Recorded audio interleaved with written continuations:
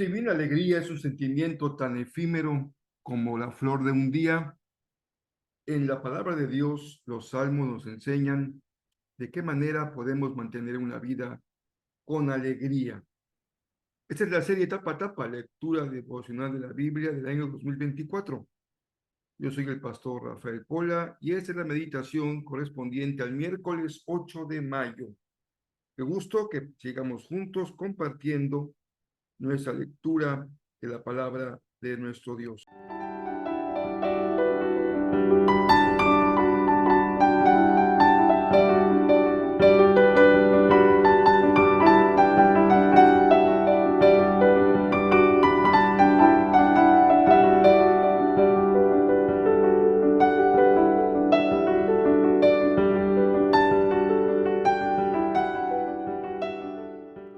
Pues ya estamos a mitad de semana y qué gusto que podamos hoy miércoles seguir reunidos día a día considerando la palabra de nuestro Señor.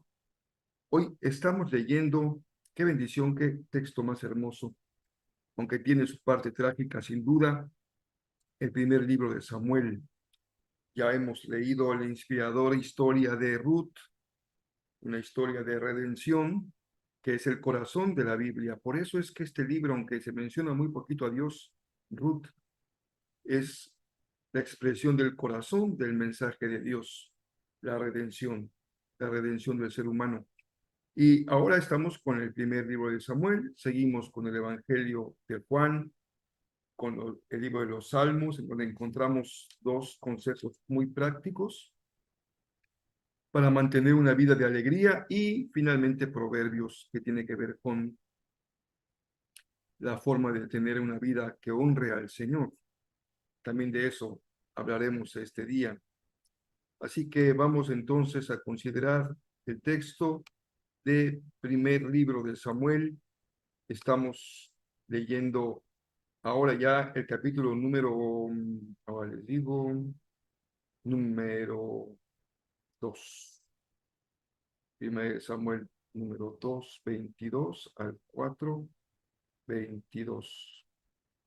No se me desanimen, no hay que perder el ritmo. Veo que hay mucha fluctuación en las vistas de las meditaciones. Subimos, bajamos, y lo importante es mantener. Y debemos de subir cada semana si compartimos. Si cada semana llevamos en nuestro corazón el deseo de compartir con alguien, pues entonces eres tú y otro más, ya serían dos. Y podemos seguir aumentando también el alcance de nuestra meditación, que lo importante es el alcance de la palabra de Dios. Así que compartamos lo que el Señor nos da en su palabra. Estamos en la historia de Elí, que es de alguna manera el preámbulo, en realidad, a la narrativa de la historia de Samuel. Hay aquí un hoyo negro enorme, una oscuridad terrible en la familia de Elí. Y hermanos queridos, tenemos que reconocer que esto no es excepcional. Lamentablemente también en muchas familias ministeriales, pues hay hoyos negros muy profundos. A veces son los padres, a veces es la esposa, a veces el que falla es un hijo u otro hijo, a veces es una hija. Pues esto nos recuerda que aunque hay llamamiento al ministerio, al servicio, las personas no son transformadas ni en superhéroes, ni en supermujeres, ni en superhombres. Siguen teniendo fallas, heridas, huecos en su carácter, en su formación, y no los hace mejores ni peores el llamamiento. En realidad, el ser buena o mala persona tiene que ver con nuestra formación, con nuestro carácter, con nuestro temor de Dios, con nuestra vida moral. Es por eso que incluso puede ser sorprendente cómo hay personas muy usadas por Dios con ministerios muy, entre comillas, exitosos, que tarde o temprano se les descubren terribles fallas morales. Solamente el Señor sabe por qué esto suele pasar. Lo importante es que las cosas se escriben, recuerden lo que Pablo le dice a Timoteo, toda la revelación se ha escrito para que aprendamos, para que seamos enseñados, para que seamos advertidos. Así que la historia de Elí y sus hijos nos muestra dos grandes fallas en los hijos de Elí. Algunos, pues con un poco de falta de misericordia, señalan que la falla de Elí en su sacerdocio fue la educación de sus hijos.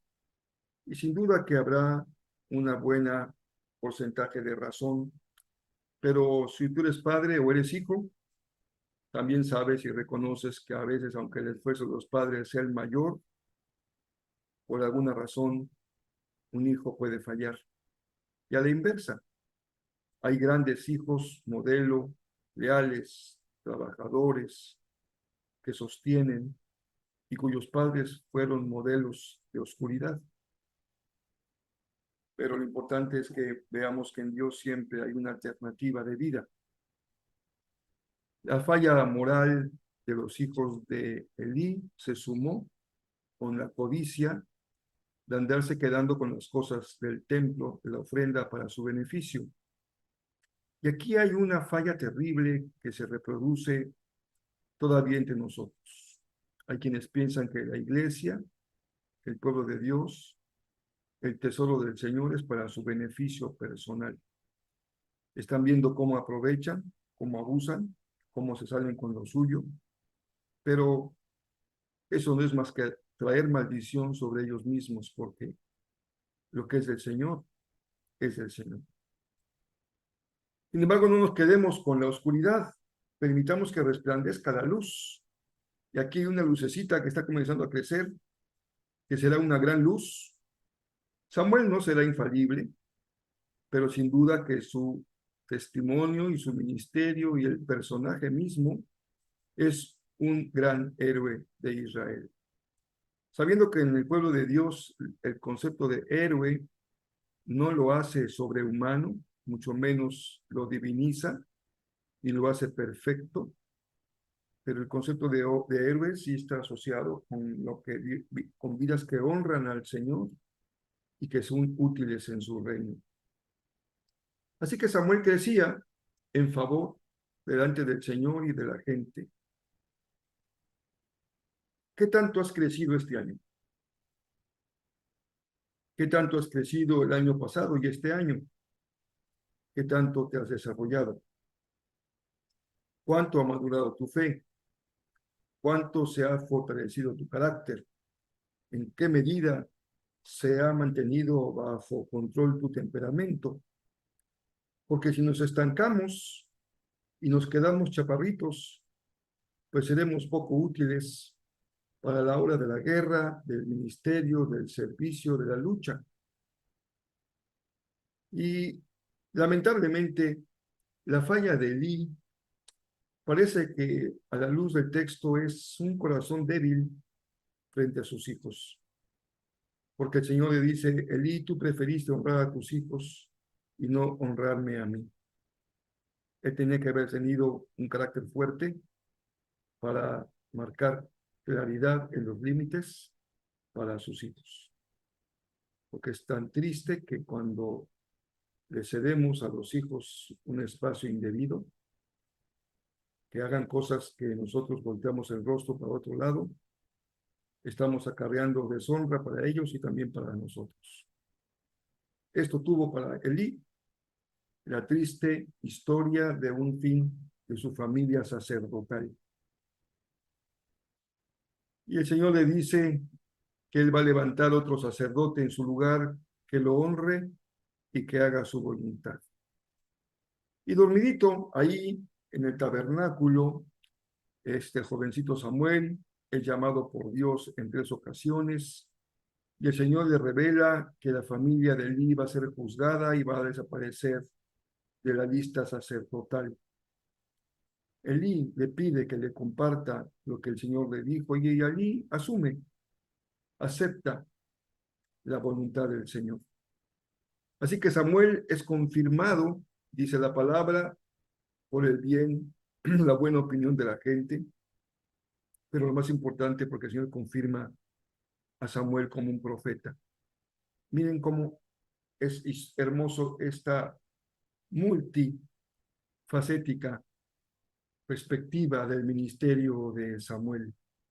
No solamente es un sacerdote, será un sacerdote cuando le toque relevar a Elí, es también un profeta, un hombre de la palabra, un hombre que da mensaje y cuyo mensaje se confirma con la certeza de la palabra. Así que aquí se está desarrollando un hombre con una doble vertiente de ministerio.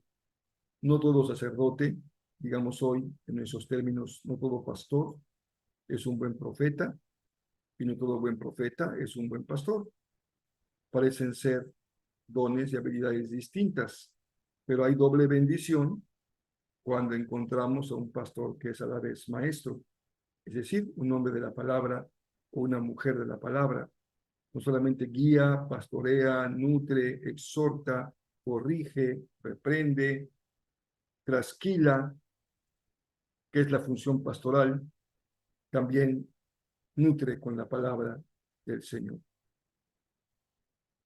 Pero la guerra viene, los filisteos derrotan en varias ocasiones a Israel y una derrota es mayor que la otra, una gran mortandad de guerreros, y entre estas victorias de los filisteos, una de ellas incluyó la muerte de los dos hijos de Samuel, y finalmente tras esa trágica noticia, después de ser 42, dije hijos de Samuel, hijos de Elí, después de 42 años de ser juez, Elí muere desnucado. Y hasta ahí llegó su ministerio.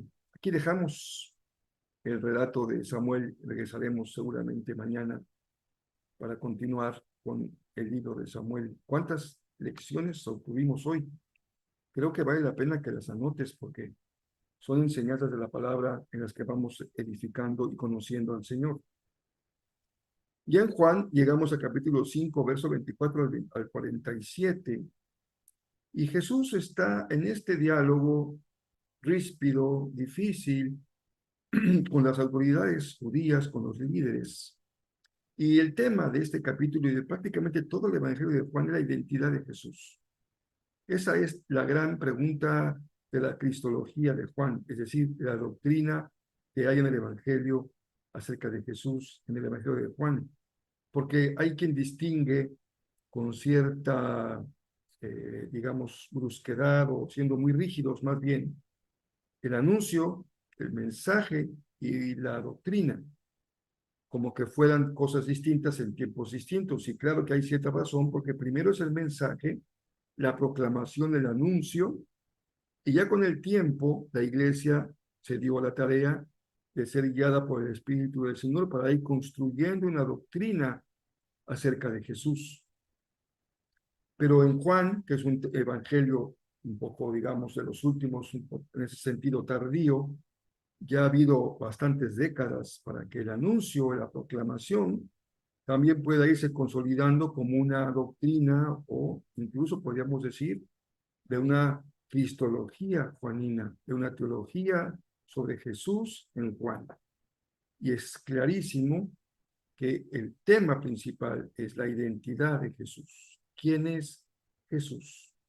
Y los primeros capítulos lo contrastan permanentemente con el Bautista, porque pareciera que todavía la secta del Bautista sigue presente y vigente. Y Juan está muy interesado en seguir insistiendo en que Juan mismo reconoció en Jesús como quien tiene superioridad sobre él, porque es el Cordero de Dios que quita el pecado del mundo. Ahora Jesús nos dice algo muy importante. Él ha venido con una tarea suprema que es dar vida eterna. Hermanos queridos, no olvidemos nunca que la tarea de la iglesia es dar vida. Hay mucha muerte, hay mucha oscuridad, hay mucho lamento. Necesitamos proclamar el mensaje de vida que hay en Jesús. Y dice Jesús mismo que su testimonio acerca de su identidad no depende de los demás, sino que él mismo da testimonio a través de sus milagros y a través de su enseñanza. Bueno, entonces cobra toda la lógica, toda la comprensión, el que Juan se ocupe de las 7 señales más importantes, milagros, que apuntan a Jesús, recuerden. Importante no es que el paralítico se levante y salga brincando para su casa, que es lo que para él fue muy importante y para su familia también, pero lo que significa, porque apuntan a Jesús. Esa es la importancia de los milagros. Su milagro nos mantiene viendo hacia el objeto del milagro o nos mantiene viendo hacia el instrumento del milagro. Ese milagro es idolátrico porque se convierte en un fin en sí mismo. Todo milagro tiene como propósito conducir a Cristo. Esta es su razón de ser. Y el segundo elemento de su testimonio es la enseñanza. Por ello en Juan encontramos una profunda enseñanza de Jesús que nos testifica acerca de quién es Él. Jesús dice al final de este pasaje que en realidad los líderes religiosos no creen porque si creyeran podrían ver en Jesús el cumplimiento de las palabras que Moisés les dejó. Hace ya algunos años me impresioné un poco porque leí una estadística, dado que han pasado muchas cosas en la iglesia, algunos, en la iglesia en general, en términos de la iglesia cristiana, algunos con cierta vehemencia, hablan de épocas de apostasía, hablan de épocas de idolatría, hablan de épocas de decadencia, incluso desde el punto de vista sociológico, ya hay quien se refiere al mundo de hoy como una época post-cristiana, es decir, ya después del cristianismo, como que fuese un ropaje que la sociedad se quitó, ahí quedó atrás la ropa cristiana, lo que implicaba vivir en un mundo con una sociedad que estuviera regida por ciertos valores cristianos, y ahora lo que cunde es el paganismo, el relativismo, la anarquía, cada quien hace lo que quiere, que todo es bueno, nada es malo, todo es justificable porque cada quien quiere hacer. Entonces vivimos en un mundo caótico. Entonces algunos dicen, bueno, es una época ya post-cristiana, incluso la gente rechaza el cristianismo. Cuando hablamos de esas verdades que eran como constitutivas de la fe cristiana, se empiezan a rechazar y a olvidar y a verse como algo incluso negativo. Estaba yo escuchando una entrevista a un famoso cantante cristiano, bastante bueno, bastante, con una muy buena música y muy buenas letras, y le preguntaban qué tan difícil es ministrar en Europa, y él decía, bueno, es algo similar a todo el mundo porque es predicar el Evangelio de Salvación. Pero en España es difícil porque para los españoles el cristianismo significa opresión, imperio, implica robo, implica autoritarismo, implica muchas cosas que para el mundo de los jóvenes eso les refiere a la época cristiana. Algo oscuro, algo difícil, algo opresivo. Entonces, en ese sentido, es difícil para la iglesia poder ministrar. Pero en realidad, les decía yo, esa encuesta que leí y que me llamó la atención es que le preguntaron a algunos de los grandes maestros en seminarios americanos y líderes si seguían creyendo lo mismo que creían que han creído siempre, si se identificaban con algunas doctrinas básicas del cristianismo y mencionaban la creación de Dios, el nacimiento virginal, los milagros de Jesús, en fin, el cielo, el infierno, y muchos de ellos contestaron que no, que ya habían dejado de creer en eso y que permanecían en sus tareas de profesores porque creían que sin embargo el cristianismo tenía un beneficio social, algo bueno. Dice Jesús, en realidad los líderes de Israel no creen en lo dicho por Moisés. Bueno, dado que ya me fui por la tangente porque me vence mi papel de maestro, y en esta mañana pues debe ser más bien el papel de alguien que les acompañe a leer la Biblia para que se inspire su corazón. Pues ya les dejé aquí algunas observaciones espero que les sean útiles, pero déjenme regresar a un espíritu más de edificación leyendo lo que dice el Salmo 106. Decíamos que cómo mantenernos alegres. Parece que la alegría es la flor de un día, ¿Quién vive alegre siempre? Pues nadie, es imposible que estemos alegres siempre. Te duele el estómago, pero ¿cómo estás? Alegre. Te duele la cabeza, ¿cómo estás? Pues alegre. Me corrieron de trabajo, ¿cómo estás? Alegre. Pues no, sería insensato escuchar cosas como esas, pero la alegría sí puede ser un sentimiento de contentamiento, de gratitud a Dios, de ver las cosas con los ojos del Señor. ¿Y cómo se logra? Dice el Salmo, cuando tratas con justicia a los demás, estás alegre. Puedo dormir tranquilo porque no actúo injustamente. Puedo dormir tranquilo porque a pesar de que muchos pueden sentirse en desacuerdo, tenemos que actuar conforme a la justicia del Señor. Eso es lo importante. No nos interesa, como dice Jesús, la aceptación de los demás. No estamos en una competencia de popularidad para que la gente nos aplauda, estén de acuerdo o no con las decisiones que tomamos. Tenemos que actuar conforme a la justicia a los demás. Y es muy importante saber que lo más que rige nuestra conducta es el bien de nuestra familia espiritual. El bien de nuestra familia espiritual, el bien de nuestra familia y nuestro bienestar como siervos del Señor. No podemos permitir que nadie se aproveche, dañe, se beneficie, ofenda al Señor. Y siempre, número 2, clave para estar alegre, haces lo que es correcto. Es fácil ceder al chantaje, a la manipulación, al engaño, al victimismo, ¿no? A las falsedades. Estamos en la época de las falsas noticias, de las fake news. Estamos en la época en que nos tiramos al suelo para que alguien nos levante, pero lo importante es que tú y yo siempre tengamos un corazón recto, haciendo lo que es correcto, nos guste o no, les guste a los demás o no, haya consecuencias o no las haya. Siempre actuamos en base a lo que es correcto. Por último, Proverbios agrega algo más.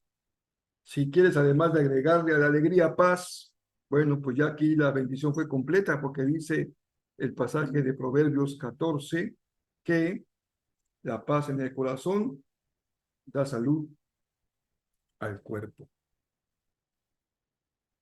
Proverbios, muchos siglos antes, nos dice que la salud emocional repercute en la salud física.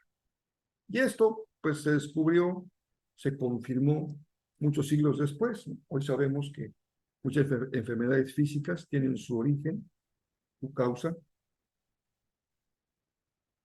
no en problemas propiamente físicos, sino en problemas de carácter emocional. Finalmente, quienes ayudan a los pobres honran al Señor. Así que si está en tu mano ayudar a alguien que está carente, que eso sea como una forma de honrar a nuestro Señor. Por hoy les envío un abrazo muy cariñoso, deseo que la pasen muy bien.